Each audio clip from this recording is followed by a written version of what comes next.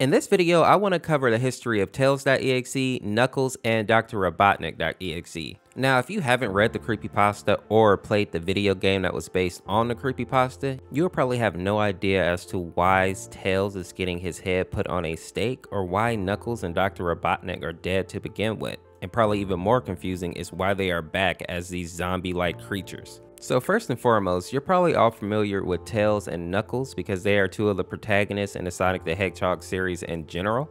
And while Dr. Robotnik is usually an antagonist in the Sonic series, in the Sonic.exe mod, he's technically not a bad guy, whereas Sonic.exe definitely is, considering that he murders each of these characters in the creepypasta. Now, to give you a little context and history into this, basically, the creepypasta takes place like this.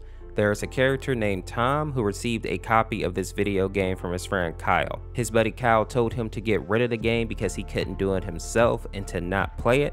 But since Tom was such a huge Sonic fan, he of course disregarded his friend's advice and booted up the game anyway. Now, Tom noticed something strange from the very start.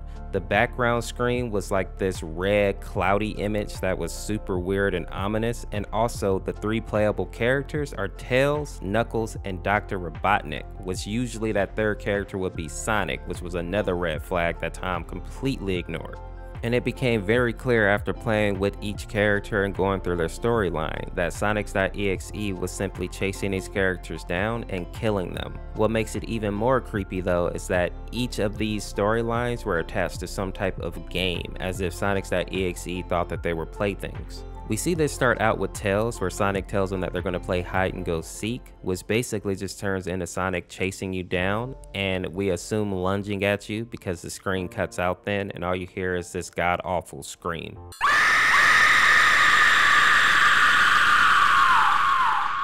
We see this continue with each character, going over next to Knuckles, where he puts a rule on Knuckles saying you can't run. And then we see that Sonic plays this weird game of tag with Knuckles where he keeps disappearing whenever Knuckles gets close enough to touch him. And the game ends with you playing as Dr. Robotnik, where you're in this Castlevania-like castle and you are basically running through until Sonic finds you and kills you.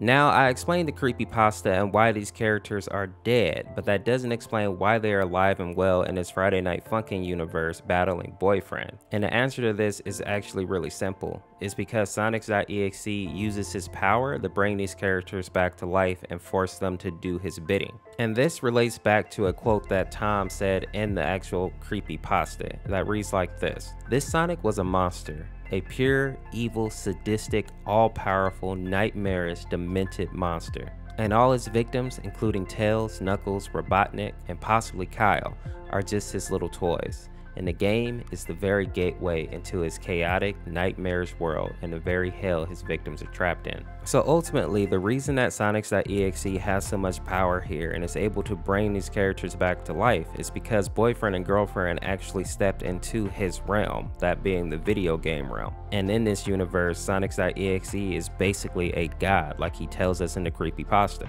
Now, a question that a lot of people asked me was, why are the characters missing at least one arm, or in the case of Dr. Robotnik, missing both his arms? And while I was doing research, I didn't find any definitive answers, but after learning more about Sonic.exe, the way he views these other characters, I think I have a pretty good theory. I see Sonic.exe as like a spoiled or a demented child. When I think of him, I think a lot of like Sid from the original Toy Story, and how he takes his toys and he basically mutilates and does what he wants with them.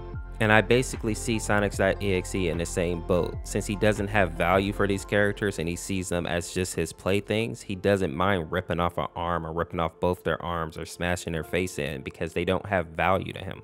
They are simply tools that he is using in order to get closer to Boyfriend so that he can do him harm, and he doesn't really care about how they suffer as he's trying to reach that goal. And just to clarify that point, for whatever reason, even though Sonic.exe is obviously very powerful, especially in this video game universe, he cannot technically touch Boyfriend unless he beats him in a rap battle. So it makes sense that he's using his minions to try to wear Boyfriend down or hopefully beat Boyfriend so that then Sonic can do Boyfriend harm.